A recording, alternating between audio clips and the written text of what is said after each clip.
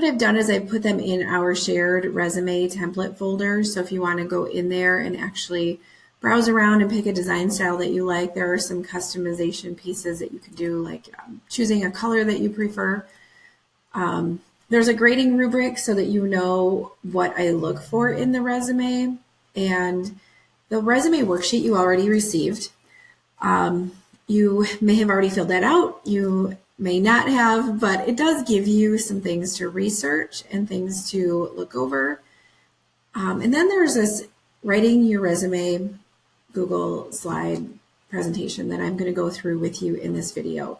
So for this assignment, I want you to select a template, type a letter of recommendation request, because you want to make sure that you have people there ready to go as your recommenders and recommendations available as well. So I want you to gather the information that you need for the resume worksheet and create one once you've got all of your homework done for that.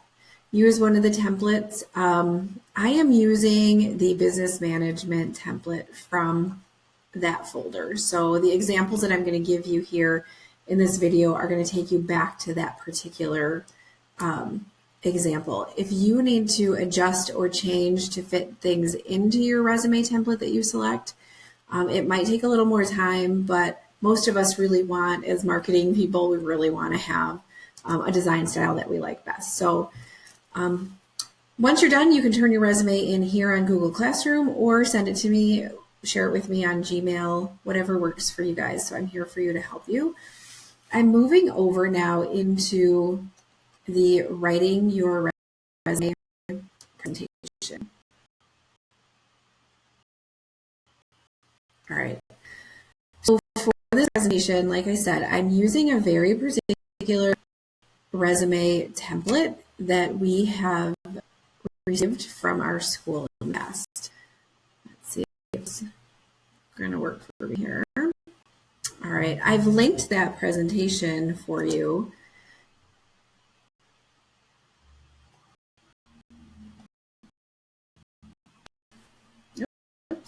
Sorry. So you can see, here's the example. It's one that our school has given us as a template. So very basic, not too full, not a whole lot of pretty stuff in there. But what you do in this lesson is have all of the components of an effective proposal. So you can go back in time, you can pause the video, whatever works best for you.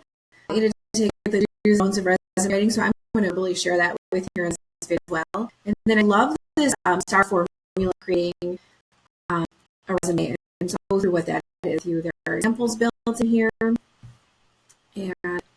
the template that I'm also linked. So to get started, I want you to be aware of like all the reasons why it's great to put a resume together, right? So businesses are built on success. They want to know that they're hiring successful people. And so you want to capture your successes and make sure that you have the company's needs and their mission in mind as you build the resume. So you're going to have to customize it every time you apply for a job, and don't cut corners on this. You want to make sure that they know that you've done your homework, that you know what you're talking about, and that you are going to be that candidate. This is your calling card.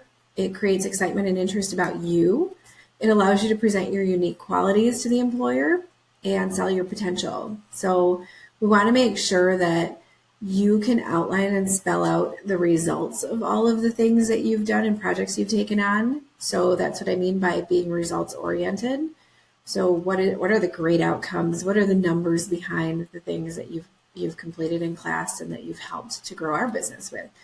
And many of you are super talented young managers at work outside of school. So I want to make sure you capture that too. And they're really looking for how you can contribute to their business success. So you want to make sure that you have taken the time to do all of this pre-work here.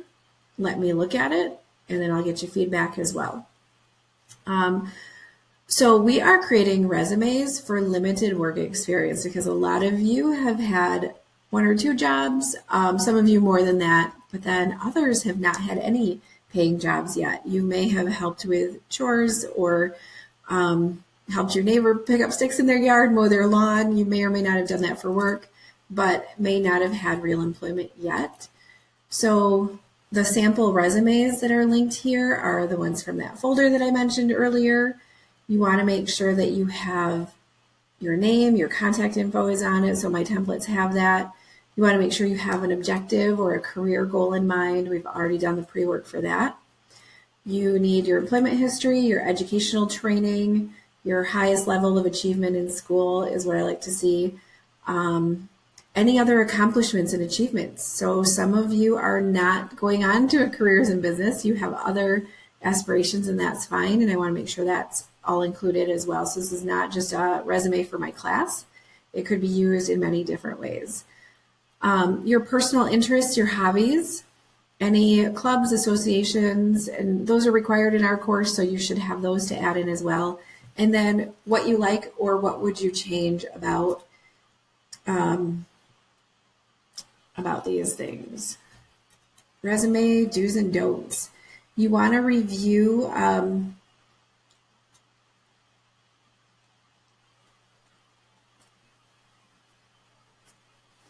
right, I have added several ResuMonk advice pieces in here. I love ResuMonk for any sort of resume templates that are visual. They have a great blog that they keep updated, so it saves me time on really seeking and searching and trying to build lessons that are timely, sensitive, and modern, up to date. So I've linked ResuMonk in here in several places.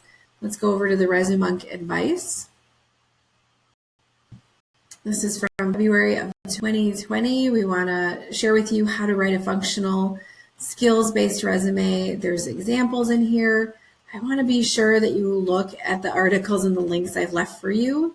So opening this up, you can write a resume like this for many different reasons. Ours is mainly because we do have a lot of volunteer work students in our class, and then students that are new to the workforce. So as you scroll down the article, they come into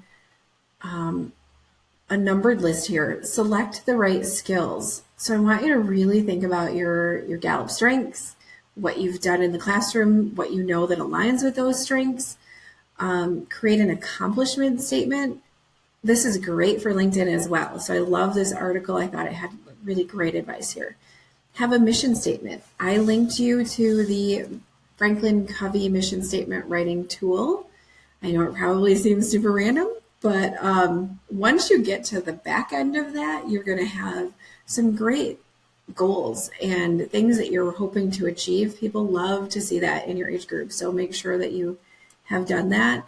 Contact me if it seems confusing or like something that you're just not sure if you did it right. You don't know how to place the information after the fact. I'll help you make those connections.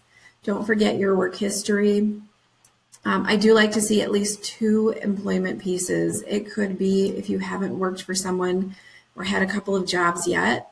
I like to recommend volunteer work with your neighborhood or people that know and love you, as well as your church, youth groups. Sports teams are great as well. So don't forget about sports teams and the work that you did. Your coaches could be, for a starting resume, could be great employers, so to speak. And then all of your extras. So I do have concrete examples of what those look like. I like that they give you an example here of a really clean looking resume that you can take a peek at. Leadership opportunities, communication, all of the things that I talk about back in our class throughout the year as well.